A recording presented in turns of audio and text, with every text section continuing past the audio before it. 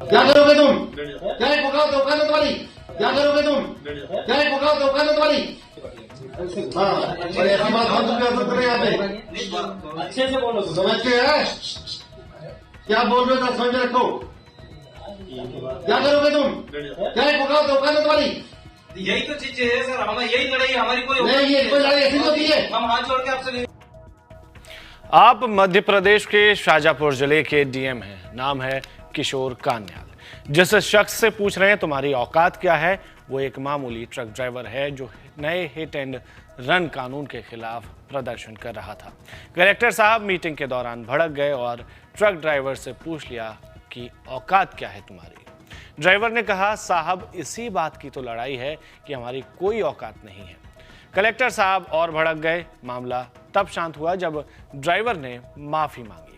दरअसल वाहन चालकों से चर्चा करने के लिए मंगलवार को शाजापुर जिला कलेक्टर बैठक ले रहे थे। ये बैठक कलेक्ट्रेट में चल रही थी। बैठक में एक ड्राइवर ने कहा कि 3 दिन तक हमारी हड़ताल है, इसके बाद हम कुछ भी करेंगे।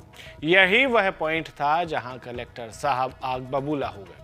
खैर, ओहदेदारों से संयम की उम्मीद ज्यादा की जाती है और की भी जानी चाहिए। आपको ट्रेनिंग इसी बात की मिलती है। लेकिन ये बयान इतना वायरल हुआ कि प्रदर्शन से ज्यादा इस अनौपचारिक व्यवहार वाले कलेक्टर हाईलाइट हो गए।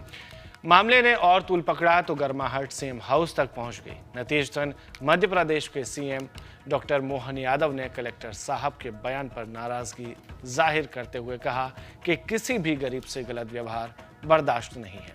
इसके बाद खबर आई कि कलेक्टर साहब हटा दिए गए हैं।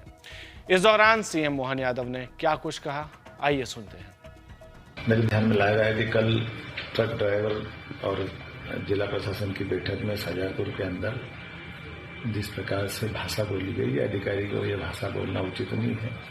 और खासकर ये सरकार तो गरीबों की सरकार है। यशस्वी प्रधानमंत्री मोदी जी के नेतृत्व में हम गरीब उत्थान के लिए काम करते हैं और ऐसे में हर एक अधिकारी को, वो कितने बड़ा अधिकारी हो, उसको गरीब की काम का भी सम्मान करना चाहिए और भाव का भी सम्मान करना चाहिए। इसलिए मनुष्यता के नाते से ये भाषा कम से कम हमारी सरकार में बर्दाश्त नहीं। मैं खुद मजदूर का परिवार का निकला हुआ बेटा हूँ।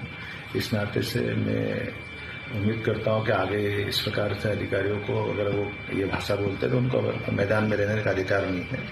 मैं उम्मीद करता हूँ कि दोबारा जो अधिकारी आएगा वो इस प्रकार की भाषा का और व्यवहार का ध्यान रखेगा। और इस प्रकार की भाषा जो बोली जाती है, मेरे मन में बहुत पीड़ा हुई इस बात की। मैं कभी क्षमा नहीं करूँ इस तरह की बातों को। धन्यवाद।